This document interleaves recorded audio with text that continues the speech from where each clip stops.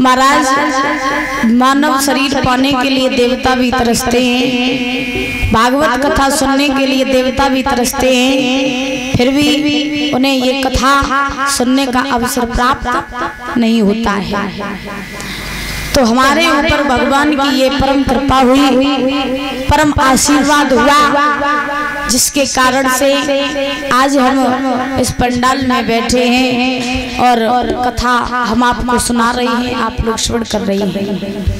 क्योंकि महाराज भगवान के यहाँ की पता नहीं है कि पल में क्या हो जाए। परीक्षित महाराज, पल में मनुष्य के साथ में क्या हो जाए। अभी आप बैठे हो और कथा सुन के घरे जाओ, क्या पता कि आप दोबारा सुनने का रवई है। तो भगवान के यहाँ की कोई कुछ नहीं जानता है। तो कहा जाता है कि जब तक सांसें चल रही हैं, जब तक इस शरीर में आत्मा है, जब तक इस शरीर में प्राण है, तब तक हमें भगवान का भजन कर लेना चाहिए। बड़ा ही पावन प्रसंग आप श्रवण कर रहे थे हमारे परम आदरणीय भैया जी के मुखारबिंद से। तो महाराज आप लोगों ने श्रवण किया किस प्रकार से परीक्षित महाराज जो थे उन्हें श्राप लगा, और श्राप लगने के कारण भाई महाराज परीक्षित वन में आए, वो माया को त्याग दिया। त्याग करके उन्हीं राजा परीक्षित को सुखदेव महाराज ने कथा श्रवण कराई। तो महाराज श्री हरिगंगा के किनारे बैठे हुए श्री सुखदेव जी महाराज राजा परीक्षित को कथा श्रवण करा रहे हैं कि हे राजन परीक्षित, बड़े ही पावन पावन प्रसंगों को तुम लोग श्रवण करते हुए आ रहे हो, और तुम्हें श्राप भी लगा है कि 7वें दिन तुम्हें तक्षक सर्प जो है वो डसेगा। तो अगर तुम्हारी मुक्ति के केवल 4 दिन ही शेष रह गए, और अगर इन 4 दिनों में तुमने कथा को भाव से सुन लिया, तो तुम्हारी मुक्ति होने से कोई नहीं रोक सकता। क्योंकि कहा जाता है कि जैसा कि कल मैंने बताया था कि मनुष्य अपने जीवन में कितने भी पाप करे, और पाप करने के बाद में अगर वो अंत में भगवान की शरण में आ जाए, तो महाराज उसकी भी मुक्ति हो जाती है। कल आप लोगों ने सुना था कि धुंधकारी जो था वो कितना बड़ा पापी था। हाँ, धुंधकारी इतना बड़ा पापी था कि उसने अपने जीवन में कोई भी काम ऐसा नहीं किया था जो अच्छा किया हो। जितने भी गलत काम थे धुंधकारी सब काम गलत करता था, लेकिन महाराज जब प्रेत बना तो अंत में भगवान की शरण में आया, तो भगवान ने उसकी मुक्ति कराई कि नहीं कराई। परीक्षित महाराज कथा को सुना था धुंधकारी ने, तो उसकी मुक्ति हुई थी कि नहीं हुई थी? हुई थी।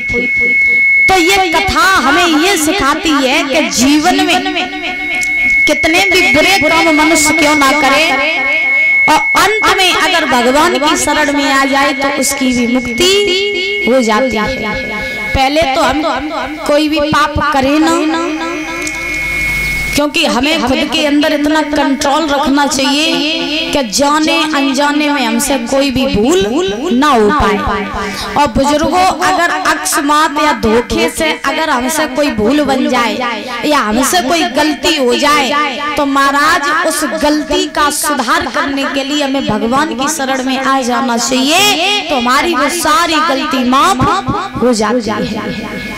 आजकल हम देखते हैं महाराज लोग धोखे तो छोड़ो का, आजकल तो महाराज जानबूझ के गलती करते हैं लोग। परीक्षित महाराज आजकल लोग जानबूझ कर गलती करते हैं। लोग आजकल देखते हैं हम कि आजकल 100% में 50% लोग ऐसे हुए जो सवेरे उठ के नहाए धोए के मंदिर में पूजा करने जाते हैं, और बाई में 50% लोग ऐसे हुए जो सवेरे उठ के मुंह नहीं धोए, सवेरे ठेका पे दिखाई दिए।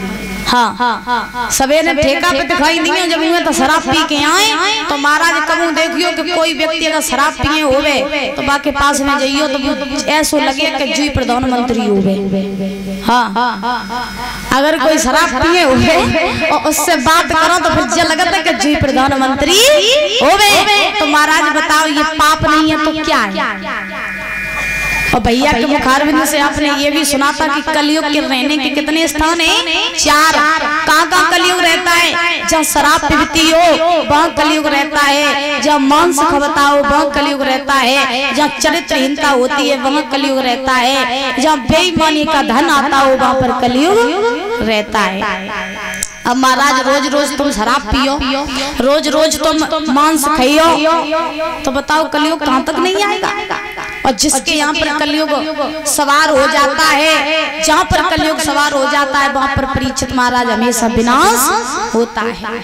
आजकल हम देखते हैं कि छोटे छोटे बच्चे बड़ों का सम्मान करना नहीं जानते, बुजुर्गों का सम्मान नहीं करना जानते। आजकल महाराज यहाँ तक मैंने देखा कि बच्चे माता पिता से नहीं डरते, माता पिता आज की पीढ़ी में बच्चों से डरते हैं। कभी भी देखना आज के जमाने में बच्चे माता पिता से डरने वाले नहीं है।